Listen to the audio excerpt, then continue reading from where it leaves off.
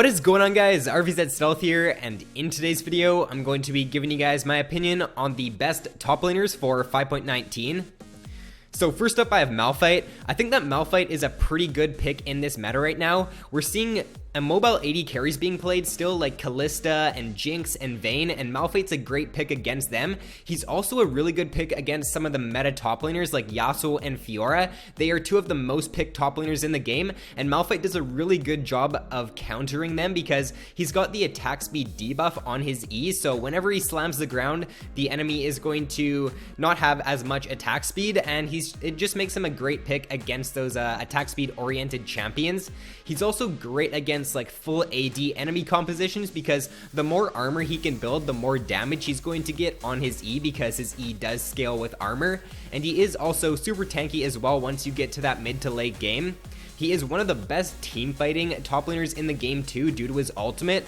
His ultimate just provides so much pick potential, and if you do get ahead with Malphite, then look to roam with him, look to make some TP plays down bot lane, because if you can land a nice like two-man ultimate down in the bot lane, as long as your bot lane follows up, you should be able to get something out of it. And he does also have pretty strong CC with his ultimate and his Q. And one con to Malphite is that he is a little bit of a weaker laner pre-6, so when you're in the laning phase as Malphite, just try to farm up, don't try to go for kills on your opponent, or don't try to win trades, because Malphite's not the strongest laner in the game. I would recommend just starting Flasks, sustain the early game, and then look for a TP play at level 6, or go for an all-in at level 6 with your ultimate. Next up, I have Aurelia. So Aurelia is one of the, I guess, simpler top laners in the game. She doesn't take as much mechanical skill as someone like a Gangplank or someone like a Riven. So if you're looking for an easier top laner to pick up, I would definitely recommend trying out Aurelia. She's a really strong duelist, especially once she does pick up her Sheen and once she picks up her Trinity Force, because if she's got level 6 with a Sheen, the amount of procs that she gets with her Sheen and the amount of like damage she can do if she gets her 2-second stun off is just really good. So I think that as long as you can survive the first 2 to 3 levels as Aurelia, then you can end up winning the lane really easily.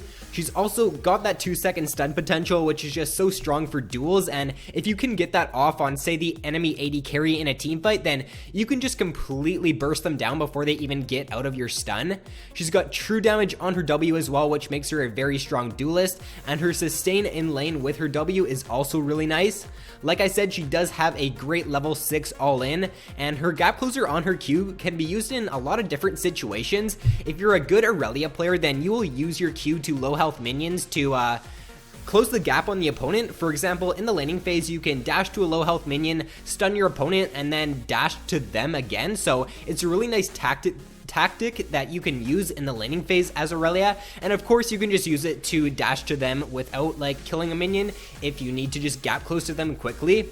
And she does also have decent wave clear with her ultimate. She's a bruiser as well, so I only really like to go Trinity Force on Aurelia, and then I go full tank after that. You can go Blade of the Ruined King as well, and I think that Blade of the Ruined King and Trinity Force are a little bit better on Aurelia now than they were before, because we're not really in a tank meta anymore, and it's not like Aurelia really needs to have those defensive items as much as she did when the meta was pretty tanky and we had like Cinderhulk junglers in every single game. So I think that if you do go Trinity Force and Blade of the Ruined King and then full tank after that, that's the optimal build for her right now.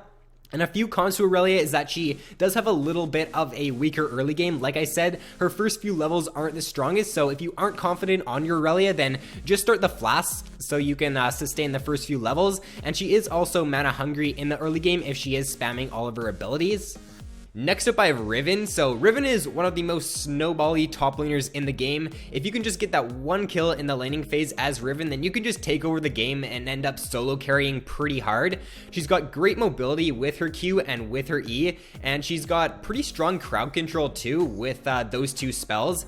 Her shield just allows her to trade really nicely in the laning phase, and it's on like a 3 or 4 second cooldown, which is pretty crazy, and you can just escape so many different situations with Riven's Q and her E because they're pretty low cooldown spells, and she's just got a lot of outplay potential due to those low cooldown dashes.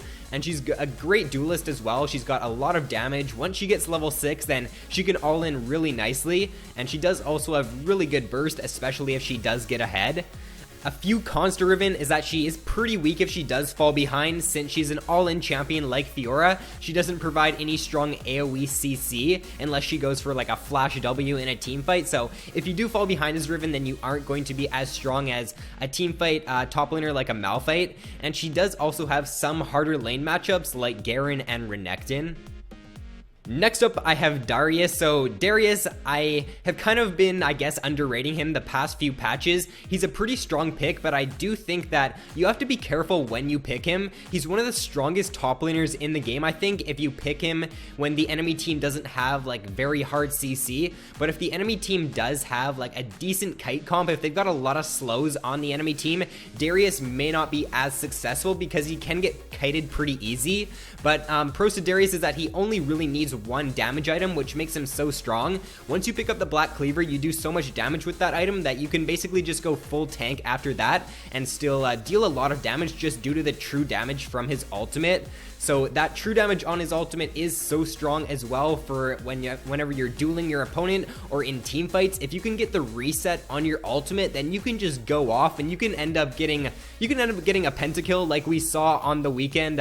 Balls was able to get a pentakill on Darius because he just kept dunking the opponents after he got resets with his ultimate. So he's a great team fighting top laner if he does do well in the laning phase, which he shouldn't have a problem doing. He's a pretty strong laner, and unless he goes up against a ranged top laner like a Gnar, Gnar's a pretty good counter pick to Darius, so if you're looking for a good counter to him, then I would recommend trying out Gnar. But other than that, there aren't a lot of top laners that like hard counter him, so he can do pretty well in the laning phase, and then once he gets to team fights, he can just start wrecking if he does get some resets.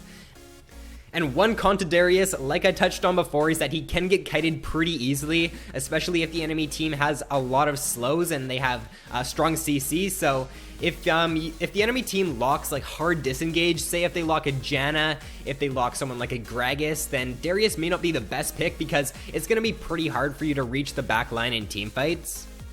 And to round out the top 5 for this patch, I have Gangplank. So I know that Gangplank did receive some nerfs recently. However, I think that if you can play Gangplank to his fullest potential and you know how to use his barrels, he is still one of the strongest, if not the strongest picks for solo queue. I've been just spamming Gangplank in solo queue and I've had a lot of success on him. If you can just get ahead in the laning phase, or even if you go even with your opponents in the laning phase, once you pick up the Trinity Force, you do so much damage with that item. And then after that, once you pick up the Infinity Edge, the amount of AoE damage that you can do in team fights with Gangplank's barrels is just pretty absurd. And as long as you know how to combo his barrels, then you can solo carry team fights pretty hard with Gangplank. He's also got the low cooldown cleanse with his W, which just allows him to stay really safe in team fights. And his ultimate is one of the strongest parts of his kit as well, in my opinion.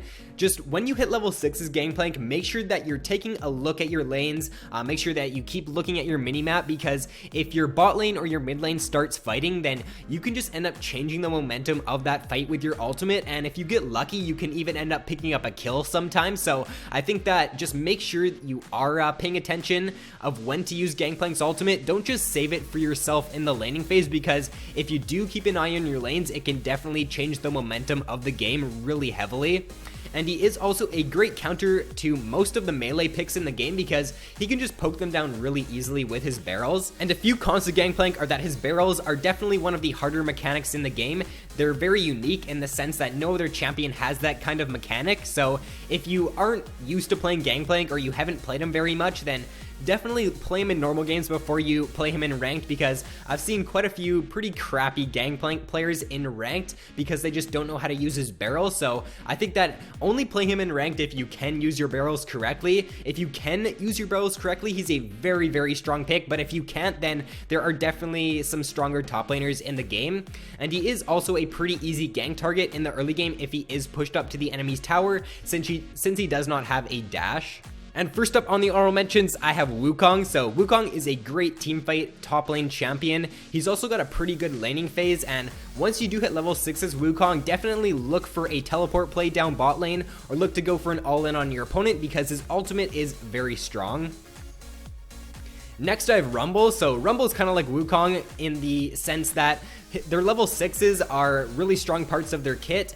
And once you do hit level 6's Rumble, definitely look for a teleport play, look to go for an all-in on your opponent, and I think that Rumble is one of the best team fighting champions in the game as well, as long as you can land his ultimate correctly in team fights. Next I have Yasuo. So Yasuo is a pretty strong top laner. He's a great counter pick to Gnar because what he can do is he can put his wind wall up whenever Gnar throws out his Q, and then Gnar's Q is going to go on like a 20-second cooldown. So if the enemy team does lock Gnar, I would recommend trying out Yasuo against him, and he's just a really strong snowbally top laner. He's a great pick against a lot of the melee top laners because he can just farm really easily and scale up into the mid to late game where he's a very strong pick. Next up, I do have Gnar. Gnar is a great counter to Darius like I touched on earlier in the video. I do think that he's still a pretty strong top laner. He's got great teamfight potential in Mega form, and you can just end up winning the game single-handedly if you do get a good Gnar ultimate off in a team fight. So I think that due to just Gnar's very safe and strong laning phase and his great teamfight potential, he's still a very good pick for solo queue. Next up I have Shen. So if your team is looking for a tank, I think that Shen and Malphite are two of the best tanks in the game. Shen's got his global ultimate, which can just end up snowballing the game really hard. Once you do hit level 6 as Shen, make sure you're keeping tabs on your lanes, because if you can use your ultimate, say down bot lane when they're fighting, then you can just end up blowing summoners at least, or you can even end up picking up a double kill. So I think that due to Shen's strong ultimate, and also because of his taunt, he's a great tank for solo queue. So next up on the honorable mentions, I have Fiora. Fiora is still a really strong top laner. I think that there are just so many good top laners right now in the game that it's hard to decide like who is, or it's hard to decide what order to put them in. Like I was debating whether or not to put Fiora on the top 5 instead of Malphite, but I feel like Malphite just has more team fight potential, and he's got more of a game-changing ability than Fiora does. So I decided to put him on the list rather than Fiora, but she's still a really good pick if you're looking for a strong laner, and her ultimate's really good as well for team fighting. The amount of healing that her ultimate can do can just completely change a team fight. So I think that Fiora, she's also one of the more simpler top laners in the game. So if you're looking for an easier top lane to pick up, then Fiora is definitely a very good choice.